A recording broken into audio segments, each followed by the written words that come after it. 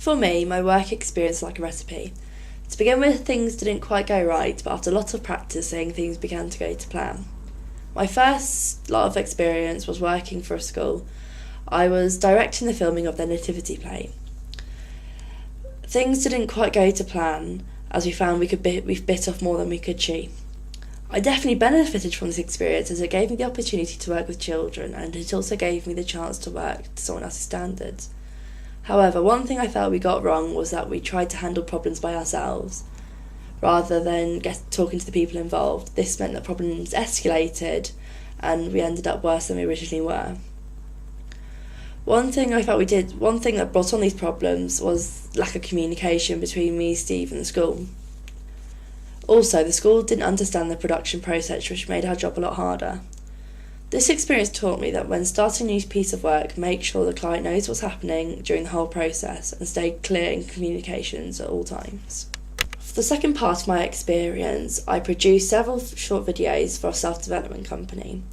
Drawing on my experience from the school, I prepared for my meeting.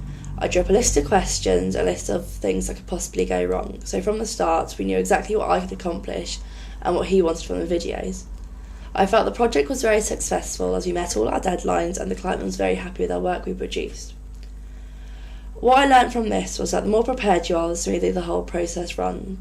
It also taught me to be resourceful and take initiative in areas I hadn't done before, such as this time I was responsible to find the actor's location and create and manage a crew. For the final stage of my professional experience, I made radio pilots for Kithingham Productions.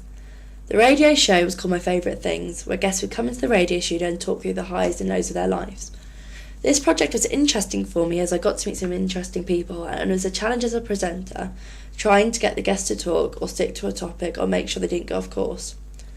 Our producer dropped out from early stage, and as we had already allocated our roles, there was no one to pick up that role. This meant we all had to pick up the slack as a team, but this also meant that things tended to go wrong on the organisational side of things. I chose to do a radio pilot as I'd already had experience presenting and working in a TV studio. I wanted the chance to work in a radio studio as I wanted to broaden my skills in the other area of broadcast.